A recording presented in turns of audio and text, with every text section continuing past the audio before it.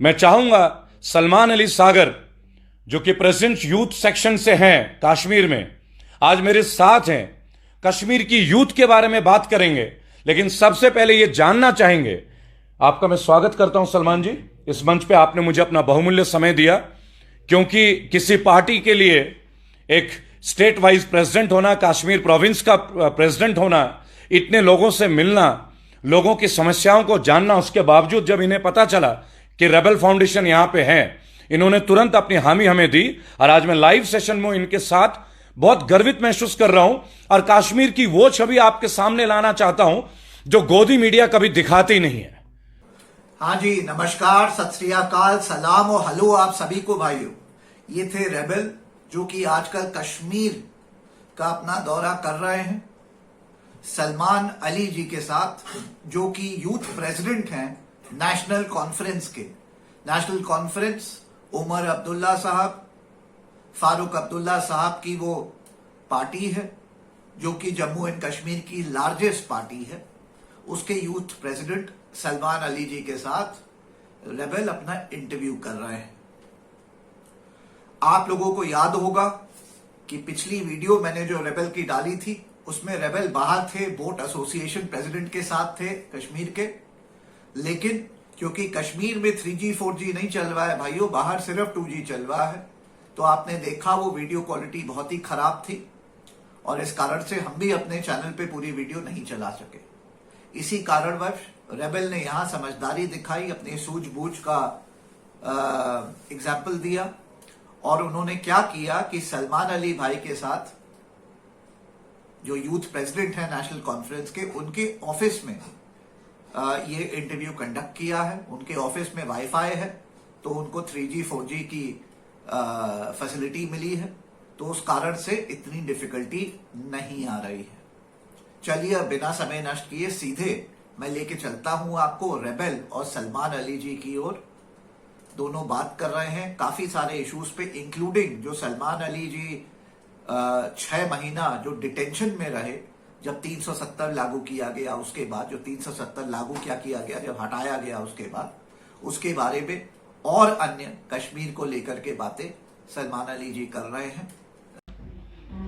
जय हिंद, जय भारत। मैं रेबल सदानंद पति आज जीरो ब्रिज नवाई सुब कॉम्प्लेक्स नेशनल कॉन्फ्रेंस के हेड ऑफिस। नेशनल कॉन्फ्रेंस के बारे में मुझे आपको बताने की आवश्यकता नहीं है भाई और बहनों। जम्मू कश्मीर की सबसे बड़ी पार्टी और एक लंबे वक्त तक, जब तक हम इस मुल्क के पूरे सियासत को देखते हैं, इस पॉलिटिक्स को देखते हैं, तब से हम देख रहे हैं कॉन्टिन्यूटी में कि नेशनल कॉन्फ्रेंस ने एक बहुत वाइटल रोल प्ले किया है। कई बार अलायंस में रहे ये सेंट्रल गवर्नमेंट के साथ, आज की सेंट्रल गवर्नमेंट के साथ नहीं, ये भी मैं आपको पहले क्लियर करना चाहूंगा। और जनाब फारूक अब्दुल्ला साहब, उमर अब्दुल्ला साहब, जिनसे मैं पर्सनल लेवल पे बहुत इंस्पायर्ड हूं, बिकॉज वो एक यूथ है और यूथ के साथ उन्होंने एक अच्छी टीम लीड की है। और आज जिस व्यक्ति के साथ मैं बैठा हूं वो किसी नाम के मोहताज नहीं है, नेशनल कॉन्फ्रेंस के कश्मीर प्रोविंस के जोनल यूथ प्रेसिडेंट है। मेरे साथ भाई और बहनों सलमान अली सागर हैं, जिनके परिवार ने बहुत कुर्बानियां दी हैं और इस आर्टिकल 370 जब से अपलिफ्ट किया गया है, 6 महीने के डिटेंशन में रहे हैं, 6 महीने जेल में रहे हैं। डिटेंशन को हम जेल ही बोलते हैं, आप जानते हैं। और यूथ के ये प्रेसिडेंट रहे और कश्मीर के आवाम, कश्मीर के यूथ को मेन स्ट्रीम लाइफ में लाने के लिए ये लगातार प्रयास कर रहे हैं। अपने जीवन के एक लंबा दौर इन्होंने सैक्रिफाइस किया है, उसका नतीजा आप देखें। आज तक किसी भी उग्र भीड़ प्रदर्शन में ये नहीं रहे। सलमान अली सागर के वीडियोस आप एनडीटीवी के इंटरव्यूज भी देख सकते हैं। आप जानते हैं मैं रविश जी की हमेशा बात करता हूं, क्योंकि वो पत्रकारिता में एक माइलस्टोन है। और भाई और बहनों, जब 6 महीने तक ये डिटेंशन में रहे, आज तक ये कारण नहीं बताया गया कि डिटेंशन में क्यों रखा गया इनको, इन्होंने कौन सा क्राइम किया, क्या इन्होंने कोई उपद्रव किया, क्या इन्होंने कोई मॉब लिंचिंग की। 6 महीने अपने परिवार से दूर, अपने जिंदगी से दूर। एक कोरोना काल में हम लोग डिप्रेशन को फेस कर रहे हैं और जिस राज्य में मैं फिलहाल हूं, जम्मू कश्मीर और कश्मीर के प्रांत में, यहां एक लंबे दौर से लोग एक बहुत ही डिप्रेशन टाइम से गुजर रहे हैं। मैं चाहूंगा सलमान अली सागर जो कि प्रेसिडेंट यूथ सेक्शन से हैं कश्मीर में, आज मेरे साथ हैं। कश्मीर की यूथ के बारे में बात करेंगे, लेकिन सबसे पहले ये जानना चाहेंगे। आपका मैं स्वागत करता हूं सलमान जी, इस मंच पे आपने मुझे अपना बहुमूल्य समय दिया, क्योंकि किसी पार्टी के लिए एक स्टेट वाइज प्रेसिडेंट होना, कश्मीर प्रोविंस का प्रेसिडेंट होना, इतने लोगों से मिलना, लोगों की समस्याओं को जानना, उसके बावजूद जब इन्हें पता चला कि रेबल फाउंडेशन यहां पे है, इन्होंने तुरंत अपनी हामी हमें दी। और आज मैं लाइव सेशन में इनके साथ बहुत गर्वित महसूस कर रहा हूं और कश्मीर की वो छवि आपके सामने लाना चाहता हूं जो गोदी मीडिया कभी दिखाती नहीं है। ये तो केवल रविश जी जैसे लोगों का सहारा है, नहीं तो अर्नब जैसे लोग होते तो शायद आप एप्पल को ऑरेंज बोलना शुरू कर दें, क्योंकि वो एप्पल को बोल देंगे कि पूछता है भारत, ये एप्पल नहीं है, ये ऑरेंज है। आप समझ रहे होंगे मैं क्या कहना चाह रहा हूं। आज सलमान अली सागर साहब से मैं जानना चाहूंगा ये 6 महीने उनको क्यों डिटेंशन में रखा गया और उन्हें किस तरह का दौर, किस तरह की यादें और उनके साथ 370 के नाम पे क्या वादे किए गए थे, मैं जानना चाहूंगा उनसे। सलमान जी, मैं चाहूंगा मंच पे आप लोगों से मुखातिब हूं और बताएं। Thank you. मैं रेबल फाउंडेशन का थैंक यू करता हूं, शुक्रिया करता हूं, उनने मौका दिया बात करने का। जहां तक सवाल है हमारे डिटेंशन का, एक डिटेंशन पीरियड क्यों रहा, वो अभी भी शायद सरकार नहीं बता पाई किसी को।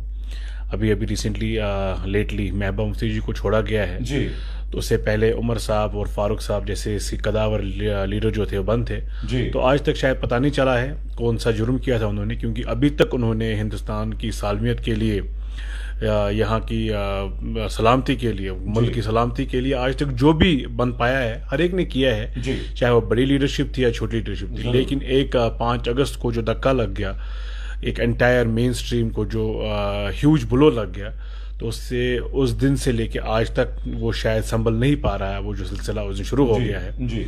तो जहां तक डिटेंशन का सवाल है हर एक लीडर का, ये एक इंडिविजुअल की बात नहीं है। किसी को भी अभी तक ये नहीं पता कि रीजंस क्या रहे सरकार के, क्या एप्रीहेंशंस क्या थे सरकार के।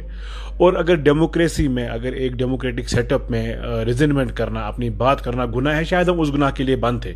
शायद सरकार ये जानती थी कि ये लोगों की बात करेंगे, चाहे वो उमर साहब हो, फारूक साहब हो, या उनके जो बाकी लीडर्स है डाउन द लाइन, या बाकी पार्टीज के जो लीडर्स है, अगर उनको ये लगता था कि ये बात करना जुर्म है, शायद हम उस जुर्म के लिए बंद थे।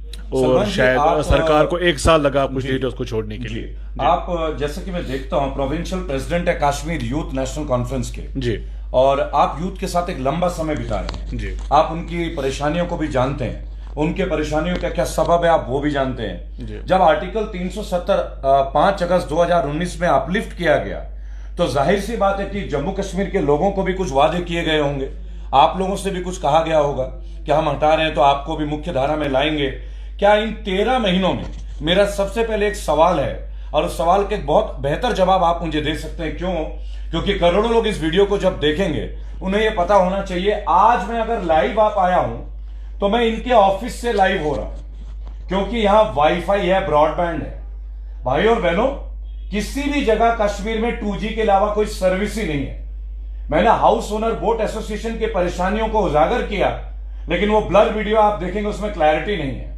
आज कोरोना काल में बच्चे पढ़ रहे हैं ऑनलाइन, क्या कश्मीर के बच्चे, क्या आपके यहां इंटरनेट की सुविधा बहाल है? क्या 4G सर्विसेज फोनों में उपलब्ध है? नहीं, 4G 2G शायद ये इश्यूज अब रहे ही नहीं जी। यह हमारा एक कंसर्न था कि जो बच्चों के एजुकेशन का सिलसिला है, उसलिए 4G का इस्तेमाल, या जो बिजनेस कम्युनिटी ने ऑलरेडी 5 अगस्त से सफर किया था, या उससे पहले भी यहाँ हालात बहुत खराब रहते हैं, लेकिन समहाउ शायद गवर्नमेंट ऑफ इंडिया के कानों तक ये बात नहीं पहुंच पाई, उनके जहन में ये बात नहीं जा पाई कि यहाँ के बिजनेस के लिए, यहाँ के बच्चों के लिए ये जरूरी है। लेकिन हम उन बच्चों को, हम उन बिजनेसमैन को कॉम्प्लीमेंट करना चाहते हैं, उनका अभिनंदन करना चाहते हैं कि वो इन हालात में भी शायद कहीं ना कहीं बिजनेस कर पा रहे हैं, जिस इतने मुश्किल हालात में। या अभी आप देखेंगे नीट में एग्जामिनेशंस में या बाकी एग्जाम्स में बच्चों ने काफी एक्सेल किया है, 99% बहुत अच्छे रिजल्ट्स आए हैं, एक्सपेक्टेशन से मोर देन एक्सपेक्टेशन रिजल्ट्स आए हैं। सो हम उनको कॉम्प्लीमेंट करना चाहेंगे, और जहां उनको कॉम्प्लीमेंट करते हैं वहां गवर्नमेंट से ये दोबारा उम्मीद रखेंगे कि शायद वो समझे कि ये ज़रूरत है, ये कोई एंटी नेशनल एक्टिविटी नहीं है 4G रेस्टोर करना जी। तो जहां गवर्नमेंट का ये रहता है कि उनको अपने ये नेशनल सिक्योरिटी के लिए या बाकी चीज़ों के लिए, लेकिन उसके साथ साथ आपने देखना है यहाँ के टूरिज्म का, यहाँ के बिजनेस सेक्टर का, यहाँ के एजुकेशन सेक्टर का क्या बुरा हाल है। तो उन चीज़ों को नज़रअंदाज नहीं किया जा सकता, उन चीज़ों को इग्नोर नहीं किया जा सकता। उन चीज़ों के लिए इंटरनेट की बहाली बहुत ज़रूरी है। ये वर्ल्ड वाइड है, ये एक आज की दुनिया में इंटरनेट ना होना एक क्राइम माना जा सकता है। So we hope government of India इस पे इमीडिएटली कोई कदम उठाए और यहाँ के लोगों को जो बेसिक फैसिलिटी आज ये बेसिक राइट से माना जाता है, इंटरनेट आज बेसिक राइट जो है वो बहाल किए जाए। और जहाँ तक प्रोमिस का सवाल है, 5 अगस्त को कुछ प्रोमिस किए गए या नहीं, मुझे नहीं लगता हमें पता था किसी को, किसी मेन स्ट्रीम पार्टी को कि यहाँ 370 हटने वाला है, तो प्रोमिस की बात ही नहीं है। लेकिन हाँ, एक ब्लो लग गया, एक अनएक्सपेक्टेड एक अर्थक्वेक था। ये एक ऐसा जलजला था जो किसी कश्मीरी ने, चाहे वो लीडर था चाहे वो आम आदमी था, मर्द था, औरत थे, बच्चे थे, बूढ़े थे, बुजुर्ग थे, जवान थे, कि हर एक के लिए ब्लो था, क्योंकि 370 के साथ लोग इमोशनली अटैच्ड थे।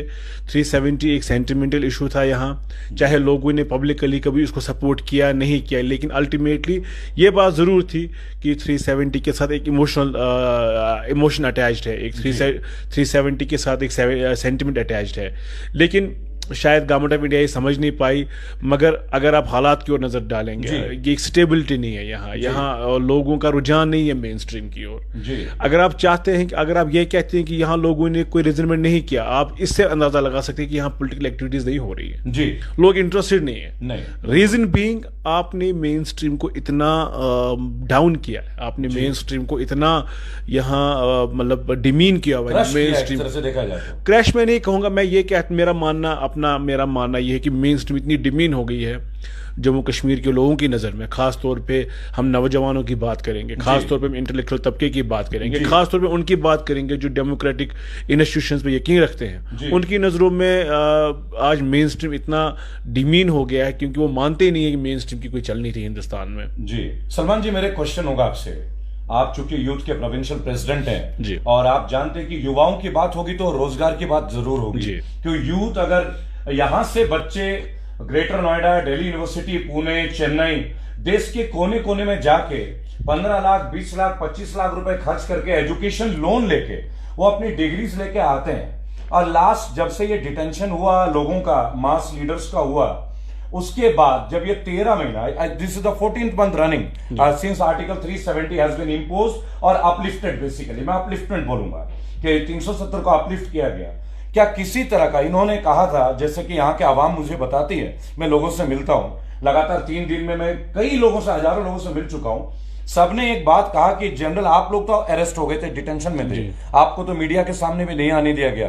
और मैं यहाँ एक बात से बहुत ताज्जुब हूं कि जितने भी लोकल जर्नलिस्ट हैं, जितने भी यूट्यूबर्स हैं या फेसबुक एनालिस्ट पीपल हैं, उनमें से भी लोग आज सामने नहीं आ पा रहे हैं। ऐसा लग रहा है जैसे फ्रीडम ऑफ स्पीच के आगे सेलोटेप लगा दिया गया हो, and people are being frightened basically, क्योंकि जिस रीजन के सबसे बड़े बड़े लीडर्स को आप हाउस अरेस्ट करते हैं या डिटेंशन करते हैं या जेल में डालते हैं, वो सीधा सीधा एक मैसेज आता है कि कोई भी बोलेगा, कुछ कहेगा तो उससे उठा के जेल में डालेंगे। मैं कल हजरत बल था और कल जुम्मे का दिन था, फ्राइडे का दिन था। फ्राइडे लोग अपनी नमाज अदा करते हैं, लोगों की धार्मिक आस्था है। आज नवरात्र है, मैं इस वीडियो के माध्यम से तमाम दर्शकों को नवरात्र की शुभकामनाएं दूंगा। जय माता दी आप सभी को, क्योंकि मोहब्बत में कोई रिलीजन नहीं होता। और मैं आज सलमान भाई साहब के साथ हूं यहाँ पे, मेरी पहली मुलाकात है। मैं फॉलो करता हूं इनके फादर के वीडियोस, देखता रहा हूं एक लंबे टाइम तक। वो जनरल सेक्रेटरी हैं, लेकिन ये पेरेंटल बातें नहीं होंगी, एक सैक्रिफाइस की बातें होंगी कि इनके फादर साहब 11 महीने तक डिटेंशन रहे। कल मैं उनसे भी मंडे मुखातिब होऊंगा और मैं यहां आया हूं, उमर अब्दुल्ला साहब से अवश्य मिलूंगा। मेरा पूरा प्रयास है कि उनसे मेरी मुलाकात हो, और चूंकि वो लोगों के दिल में एक अच्छी इमेज रखते हैं, यूथ उनसे, मैंने इंडिया कॉन्क्लेव में भी उनको सुना है और मैंने देखा है कि चूंकि he has been educated, is a very educated person, वो फॉर्मर सीएम भी रह चुके हैं, वो जानते हैं पॉलिटिक्स को, वो जानते हैं जनरल लाइफ को। लेकिन सलमान भाई से मैं एक बात पूछना चाहूंगा, सलमान अली सागर साहब से, कि यूथ को इन 13 महीनों में क्या कोई इंडस्ट्री यहां आई है? जो ये बोला गया था क्या इंडस्ट्रीज आएंगे, क्या कोई जॉब का रेशियो, क्या कोई लिस्ट आप लोगों के हाथ में आई है कि इतने कश्मीर के युवाओं को नौकरी दी गई है? जहाँ तक मैं समझता हूँ, जहाँ तक हमारा कनेक्ट है लोगों के साथ, मैं तो समझता हूँ अगर कोई नौकरी लगा भी है शायद आउटसाइडर लगा होगा, यहाँ का लोकल खासा ऐसा कोई नौकरी नहीं लगा होगा। जी, आपको नौकरी अप्लाई करने के लिए, आपको इंडस्ट्रियल सेटअप करने के लिए एक माहौल चाहिए जो कि यहाँ था ही नहीं। 5 अगस्त से लेके फिर कोविड आज तक भी यहाँ कश्मीर का बच्चा, कश्मीर का लड़का, कश्मीर का यूथ संभल नहीं पाया है। तो आप नौकरी की बात या इंडस्ट्रियलाइजेशन की बात, ये हमारे लिए एक सपना है आज की डेट में, हमारे यूथ के लिए सपना है एक, जहां वो अपने पॉलिटिकल राइट्स के लिए फाइट करता है, जहां उसका सेंटिमेंट जुड़ा हुआ है और साथ ही उसके रोजगार की बात है। तो हम पॉलिटिकली भी इस वक्त बहुत पीछे हैं और हमारे जो राइट्स हैं बाकी चीज़ों को लेके, उनके लिए भी हमारा काफ़ी ज़्यादा नुकसान जो हुआ है।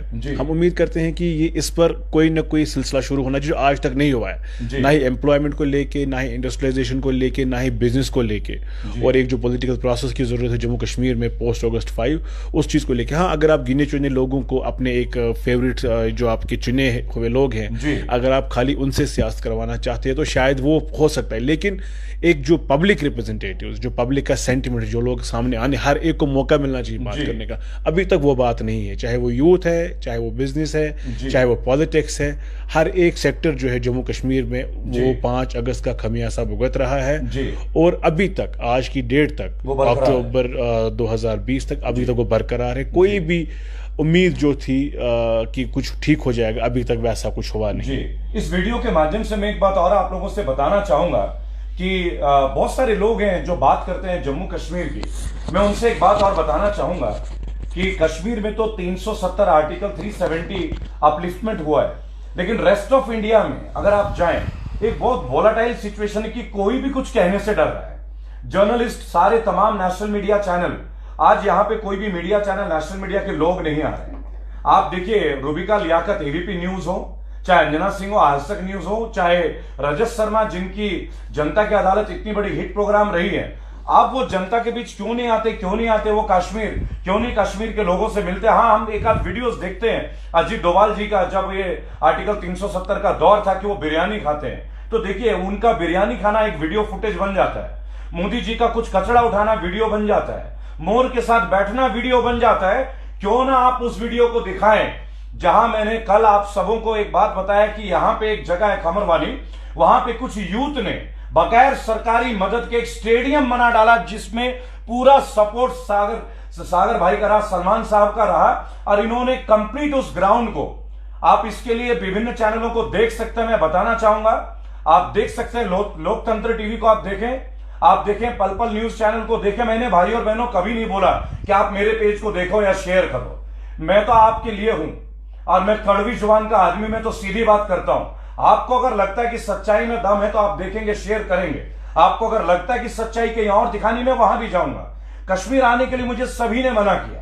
कल भी जब मैं हजरतबल में था, वीडियो रिकॉर्ड कर रहा था, पुलिस ने मुझे घेरा और मुझे यह लगा कि आप एक पाक जगह में, एक पवित्र जगह में, आज नवरात्र में शंकराचार्य भी जाऊंगा, अगर मैं वहां से कुछ बोलना चाहूं और आप मुझे रोकते हैं, तो फ्रीडम ऑफ स्पीच केवल कश्मीर में नहीं, इस देश के कोने कोने में बाधित है।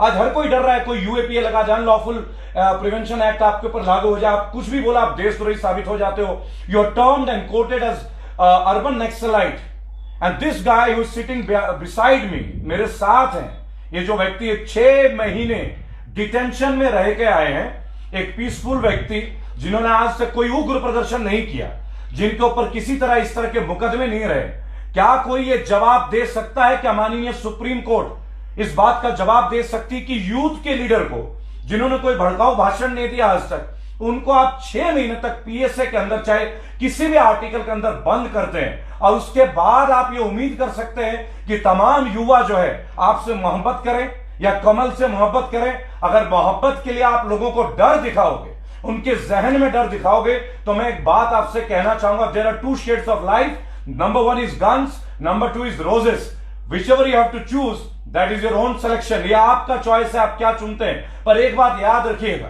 गुलाब का फूल देखने में जितना सुंदर होता है, इत्र इतना अच्छा होता है, उसके नीचे कांटे होते हैं। गुलाब को भी पनपने के लिए कांटों की जरूरत होती है।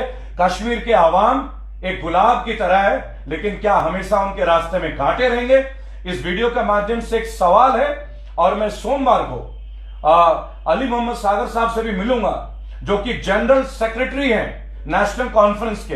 नेशनल कॉन्फ्रेंस फारूक अब्दुल्ला, उमर अब्दुल्ला साहब की वो पार्टी है जिसने देश के इंडिपेंडेंट के पहले और भारत की आजादी के बाद कोalition में कई कांग्रेस गवर्नमेंट के साथ रहे, यूनियन मिनिस्टर भी हो रहे। उमर अब्दुल्ला साहब के स्टेटमेंट मैंने भी सुने हैं। देखिए, किसी के साथ हाँ होना ना होना अलग बात है, लेकिन किसी का कुछ ना कहना एक लंबी चुप्पी होती है, और उस चुप्पी के लिए अगर हम आवाज ना करें, अगर हम उनके लिए आवाज ना बने, तो लानत है हमारे भारतीय होने पे। हम कहते हैं कश्मीर से कन्याकुमारी एक है। ये कैसा एक होना है जहां एक व्यक्ति बगैर कुछ बुरा बोले 6 महीने जेल की सजा काटता है, और उसके लिए जितने भी पत्रकार परिवार है और जितने भी संस्थापक लोग हैं, मेन स्ट्रीम मीडिया है, मैं गोदी मीडिया बोलूंगा क्योंकि मैं डरता नहीं आपसे, और वो चुप बैठे हैं। और किस कारण से आपकी पत्रकारिता चुप बैठे? वो दिन हवा हो गए, मुझे लगता है, जब ये कहा जाता था कि pen is mightier than the sword. आप लोग इस तथ्य को गलत साबित करने में लगे हैं। मैंने पहले भी बोला कि माननीय केंद्रीय सरकार जो है वो चाइना के एप्स बदल रहे हैं, चाइना हमारे मैप्स बदल रहे हैं। आप वहां मेहनत कीजिए, यहां यूथ के लिए इन्हें मेहनत करने दीजिए। यूथ ने इन्हें चुना है, अपना दिल दिया, अपना सपोर्ट दिया है। 1 सेकंड का टाइम नहीं लिया जब इन्हें पता चला कि रेबल यहां पे हैं। मैं कोई बहुत बड़ा व्यक्ति नहीं, एक साधारण जर्नलिस्ट हूं और इनके साथ बैठा हूं और तमाम लोगों से मिल रहा हूं। और मैं अपने ही क्षेत्र में ग्रेटर नोएडा में बीजेपी के सांसद डॉक्टर महेश शर्मा से मिलने के लिए हमें अपॉइंटमेंट्स लेनी पड़ती है, और फिर आप बोलते हैं कि अच्छे दिन आएंगे। अच्छे दिन की जरूरत नहीं है, बस दिनों को दिन रहने दें। जय हिंद, जय भारत। हाँ जी, तो देखा आपने, बहुत सारे इश्यूज हैं। जिस तरीके से विश्वासघात किया है भारत सरकार ने कश्मीरियों के साथ, और जिस प्रकार से, मतलब जैसे वो कह रहे हैं, वो क्लियरली कह रहे हैं, कश्मीर के जितने लीडर्स को डिटेंशन में डाला, 6 महीने, 3 महीने, 9 महीने, 1 साल, किसी लीडर को आज तक ये नहीं पता है कि डिटेंशन के लिए क्यों डाला, क्या कारण था। बस एप्रीहेंशन के नाम पे डिटेंशन में डाल दिया। और सच तो ये है कि पिछले 13 महीने में जब से 370 हटाई गई है, कश्मीर में ₹1.5 का प्रोग्रेस नहीं हुआ है, सिर्फ और सिर्फ नुकसान किया गया है भारत सरकार द्वारा। यही सत्य है, और ये कश्मीरी वहां जो बैठे हैं वो बोल रहे हैं, यही सत्य है। एक नई सड़क नहीं बनाई है, एक नया स्कूल नहीं बनाया है, एक नया कॉलेज नहीं बनाया है, एक नई बड़ी बिल्डिंग या लोगों के लिए जॉब अपॉर्चुनिटी, इंडस्ट्री लगाना वगैरह कुछ नहीं किया है। 13 महीने से सब काम ठप है, और जो होता भी था काम वो भी सब ठप है। ये है भारत सरकार की 370 हटा के कश्मीर को मेन स्ट्रीम में लाने का तरीका। बाकी आप लोग समझदार हैं, आप लोग जानते ही हैं, इसके आगे क्या कहूं। ये वीडियो पसंद आया होगा भाइयों, इसको लाइक शेयर कर दीजिएगा। कोई सवाल हो नीचे कमेंट्स में जरूर पूछ लीजिएगा। चैनल को सब्सक्राइब करें, लाल बटन है। मुझे खबर है आप लोग वीडियो देखते हैं लेकिन सब्सक्राइब नहीं करते हैं। आप लोगों से हाथ जोड़ के निमंत्रण है मेरा, हाँ, विनम्र तरीके से मैं आपसे रिक्वेस्ट करना चाहता हूं कि लाल बटन है सब्सक्राइब का, उसको दबा के ग्रे कलर का कर दें। हमारे सब्सक्राइबर बनिए हमारी वीडियोस, ताकि आप तक पहुंचती रहे। बटन के बगल में एक नोटिफिकेशन बेल आइकन होता है, वो भी दबा दें, ऑल कर दें, ताकि जब भी मैं वीडियो बनाऊं तो आप तक वो वीडियो का नोटिफिकेशन जरूर पहुंचे। इसी के साथ आप लोगों से लेता हूं मैं इजाजत। भारत आर्मी से जल्द ही जुड़िए। जय हिंद और जय भारत।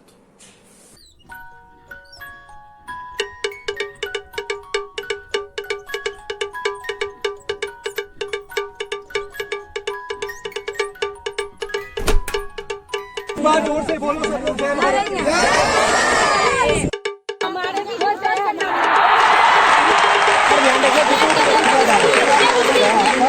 तो भाई इधर से नहीं आया, पता आ जाता हमें सब।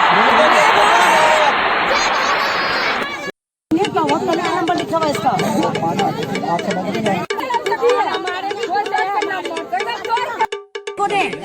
आपको दे एक बार जोर से बोलेंगे।